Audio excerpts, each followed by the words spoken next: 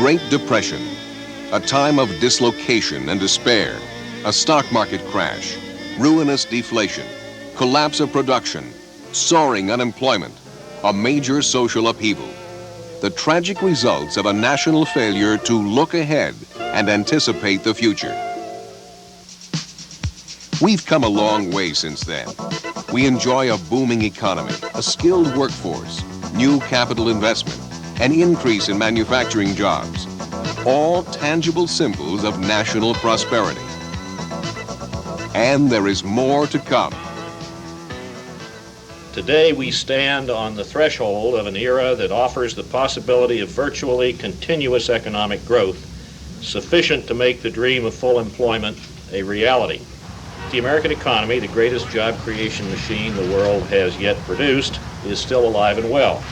Over the next 10 years, it's estimated in our study that about 16 million new jobs will come into being, according to projections of the U.S. Bureau of Labor Statistics. At the same time, the labor force itself is expected to increase by only 14 million people. But a major problem lies ahead. A giant mismatch is developing between the labor force on the one side and the new jobs that are coming on. 10 years from now, 3 out of 4 jobs will require training beyond high school, meaning that people will need to graduate with basic literacy and then go on and get skill training. Now, the nature of the new entrants into the labor force really is the concern. They are increasingly female, they are increasingly poor, they are from minority groups. We're dropping out 1 million of these people a year from high school that add to the already very large pool of functionally illiterate people. I think the thing that makes me maddest is that we waited for 20 years, each of us, we're all at blame. I'm not trying to pick on one person, one group. All of us are at blame for waiting 20 years while the reading, math, verbal communication skills of our children declined in each succeeding year below the previous year, and nobody got fired. Nobody got fired. Nobody got hung up by the thumbs. It really is infuriating because it is a terrible commentary on the lack of attention this country gave to its public education system. Today, less than 3 out of 4 of the kids that enter high school are going to finish high school. Are the ones that do. Hundreds of thousands of them are graduating and being given diplomas and they can't read the diploma. We can't survive as a country with that system like that. 23 million Americans are functionally illiterate. Can't read and write, can't read a help wanted sign. Another 40 plus million are almost right on the margin, just barely able to read and write. Worsening the situation dramatically is the demand that will be placed on workers by the changing workplace. The nature of work in our country is changing and changing fast, and so is the workforce. Unfortunately, in many ways, the two are changing in opposite directions. For example, in the last 15 years, only 5% of our new jobs have been in manufacturing, while 90% have been in service and information industries. This trend will accelerate in the next decade and a half. More people are going to be working at computers and having to apply new technologies in our jobs. More people are going to be changing jobs and having to learn substantially new skills. And more people will have to be able to communicate clearly in writing and verbally with customers and with co-workers. While the demands of business are moving in this direction, however, too many of our entry-level workers are coming to us lacking the basic education needed to learn at all, much less to learn how to perform sophisticated technical tasks. Still, storm warnings are easy to ignore when the sun is shining. We've usually managed to muddle through in the past. Why can't we do it again? We're in a different kind of world. There's competition out there that we haven't seen in a long time, and it's going to get more competitive. In the 50s, the 60s, the 70s, this country was almost unique. We were unequaled in most areas of manufacturing, production, and today you can't say that. The competition is good, it's strong, it's tough. Everywhere around the world, people have decided that this is the biggest, most important market in the world, right here in the United States. They want a piece of it. And not only do we have to be able to compete here, but we ought to be competing in their markets. I think it's important that we accept the idea that it is not, what's coming in the future will not be automatic, that we have to address these problems. There are some companies who have already plans to import skilled workers. If we do not address the matter of the structurally unemployed, we could have, at the turn of the century, a permanently unemployed, disconnected portion of our society. And then if you would import workers, skilled workers, I see great social consequences. The fact is that failure on the part of business and government to address these problems now will be extraordinarily expensive and maybe very, very difficult, if not impossible at that point, to resolve. A giant mismatch impends between an increasingly sophisticated workplace and an undereducated and insufficiently trained workforce. If we fail to act, we face the loss of international and domestic markets, a decline in our standard of living, and the prospect of a permanent and unemployable underclass. Whose job is it to reverse this trend? Our troubled youth is a problem that sweeps across our society, so we'll need help from every segment of society. Business people, labor leaders, educators, mayors, governors, Congress, and the cabinet, right on up to the White House. The word that will become more and more important is partnership. That this is no longer the public's job or the government's job or business's job, and they shouldn't get together. From here on out, this society needs to come together in a much more closely woven strategy to maintain the competitiveness. By getting involved with our school systems to help students learn the basics and how to learn while they're in school, we can use our resources more efficiently, teaching our workforces the specific and increasingly complex duties demanded by their jobs. Clearly, we need better schools. How do we get them? Good schools and good educational enterprises always have the same features, whether we're talking about education in the suburbs or education in the inner city. Good schools have good principals who lead them, good teachers, high expectations of students, a belief that students can learn and will learn, regular and consistent evaluation of student performance, and good schools assign homework, and good schools are sure that students do that homework.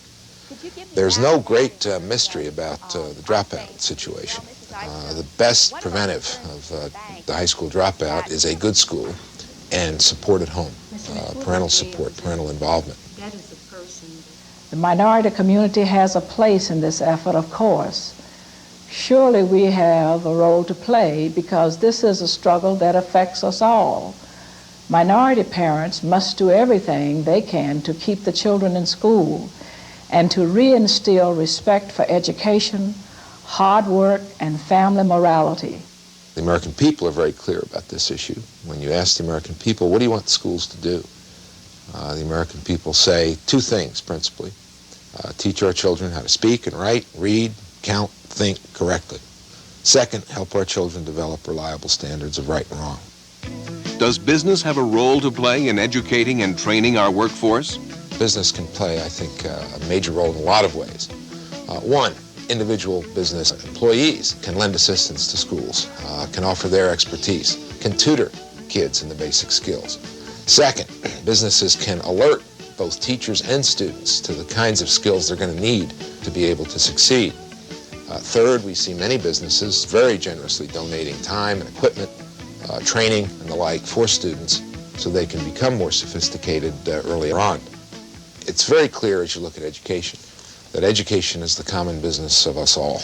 You know, American business is spending $40 or $50 billion a year on training and retraining and remediation.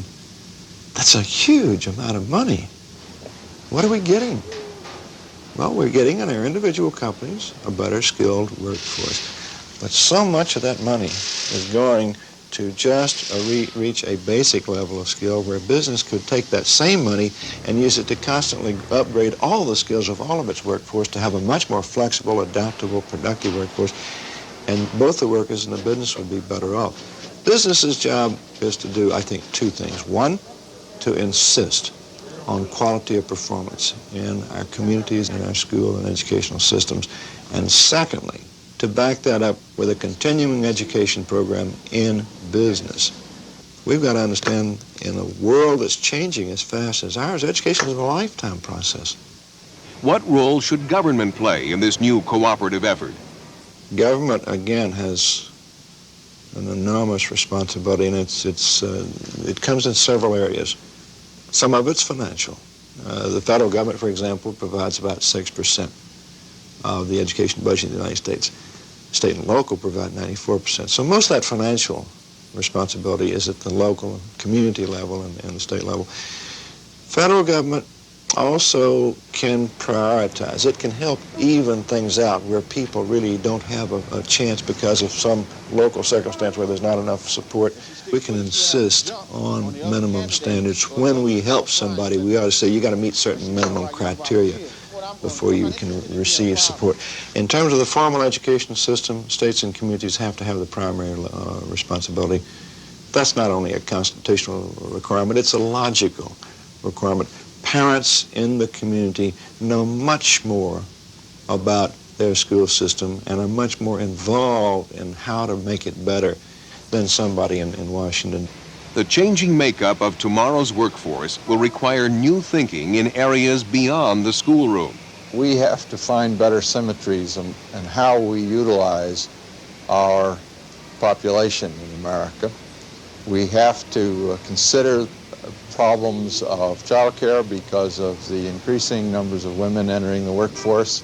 At the other end of the spectrum, we have to capture and maintain the productive capabilities of those older workers who continue to want to work and clearly have the skills and the habits necessary to be productive workers. The combined recipe is complex. A radical improvement in public education and in its relationship to the job market, coupled with stronger business participation in making the connection between classroom and workplace, and greater efforts to train and hire vocational school graduates, welfare recipients, older and handicapped and displaced workers. The recipe also calls for a smoother blending of government activity at all levels of effort to encourage federal, state, and local agencies to work together, combine programs, eliminate duplication, and enhance results. Primary responsibility is proposed for the state level, with the focus of activity in the local community. Does a model mechanism exist that could tie all these strands together? The Job Training Partnership Act, we think, is the system that could be built on across the United States. The reason why is that it has a federal, state, and local element. It involves the public and private sector. And as we move to perfect the system, as these 10,000 business people become more involved and more sophisticated about what they do, this system could essentially act as a board of directors. The private industry councils could act as a board of directors in the local community to be sure that welfare is delivered properly, that the business community work with the public schools is carried on correctly, that the employment service is tied into this whole integrated system. We need to build on this foundation to create an expanded public-private partnership that will take advantage of the resources of business, the labor movement, the educational community, and government employment and training programs. A closer integration of public and private training expertise and facilities would help assure workers that they will be able to acquire new skills and, if necessary, new careers. Such a program could greatly assist small business, which of course leads in the creation of new jobs, but at the same time has a limited capacity as compared with large business for training. We are in danger, grave danger as a society, as an economic power, as a major political force in the world. The future of America's competitive economy, the health of our system of free enterprise, the very survival of our way of life depend on what we do. Can we face up to the challenges posed today? American history says we can, and that there is a key to success. From our earliest times, we have pledged our lives and our fortunes in a cooperative effort to build a new world. Pulling together, we forged an economy and society built on industry, enterprise, ingenuity, and fairness. Will we join together again to meet this new challenge, to tap the talents of all our people in the years immediately ahead? We believe in this country that the future belongs to the young, and indeed it does. But with unemployment as high as it is among our youth, that future is in jeopardy. The most serious social problem we face as a nation is our unemployed youth. 20% of our white teenagers and almost 50% of our minority teenagers. It is an intolerable situation and one we must do something about. Fortunately, business people around the country are beginning to realize the high stake we have in education. We believe that training and retraining is going to be a way of life for all of us. A lot of young dreams and ambitions are counting on us. Let's not disappoint them. There are no cop-outs in this situation. Every one of us has got a role to play. There's nothing more important on America's agenda.